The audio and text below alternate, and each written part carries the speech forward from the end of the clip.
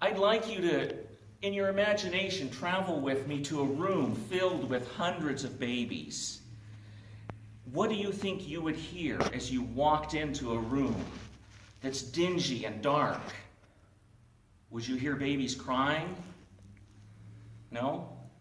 That's exactly what Pastor Jeff and his wife heard as they walked around an orphanage in India.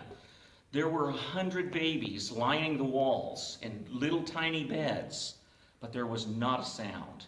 Pastor Jeff turned to the nurse that was escorting them and said, "Why? Why are these babies not crying?" And she told him that for the first week, they do. They cry. They expect somebody to come pick them up and feed them. But after a week of crying with no attention, these babies stop. Children all around the world are suffering. They are wanting families. They're wanting somebody to come and take them, somebody to love them and care for them.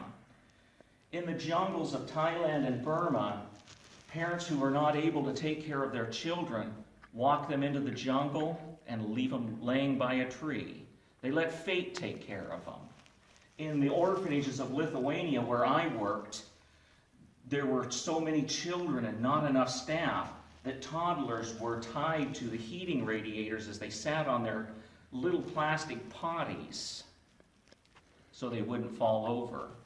All around the United States, there are 400,000 children currently in our U.S. foster system. Of that 400,000, 100,000 of them are all waiting for families. They're waiting for you and me to step up and do our duty and take care of these children.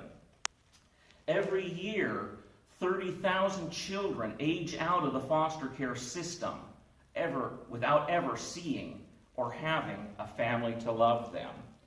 And one of the most startling figures that I found was in Asia.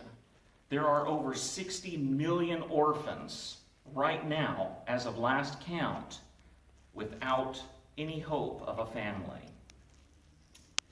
For 4 years, I worked in Lithuania as the country director for the Adventist Development and Relief Agency. ADRA is an international organization that helps with disaster relief and projects in orphanages like what I did. I helped organize a number of shipping containers to bring aid to struggling orphanages, as well as spent hundreds of thousands of dollars going to markets and buying stuff directly that these orphanages needed. I've worked closely with orphanage directors. I've seen the struggle of children, and I've seen the struggle that these directors go through just to keep these kids fed and clothed. Adoption is very near and dear to my heart. I've worked in it, I've helped people adopt, but most importantly, my own daughter is adopted. It's been a real blessing to my family, and I know it would be for yours. Today, we'd like to look at 3 questions. Why adoption? Why is adoption important? Some adoption facts and how to adopt. We need to move quickly because we're running low on time, but according to the mentalhealth.net, there are many reasons why families choose to adopt. One of them is families who are infertile. There are over 2 million families in the United States right now who are infertile or unable to have children. Another reason that families choose to adopt is because they have some serious hereditary illness in their family, and they are afraid to pass this on. And then the third reason that parents choose to adopt is because maybe they don't have an appropriate partner. Each of these reasons are very valid and very important for adoption.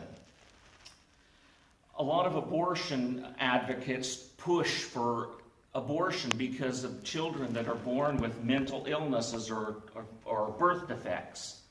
But according to abortionno.org, there are over 400,000 children in the United States right now in our foster care system. And it doesn't matter. Babies, regardless of their health, are waiting to be adopted, and there are waiting lists of parents who will adopt them, even with Down syndrome and spina bifida. Adoption is very simple. It's a lot easier than many of us expect. And according to adopt.org, these are the simple steps that are necessary for adoption. First, select an agency. Second, complete a home study. Third, search for a child. Fourth, meet and visit the child. And lastly, finalize your adoption. That's all it takes. It may take months to do this, but these children are ready. In closing, let's just take a look at what we've learned.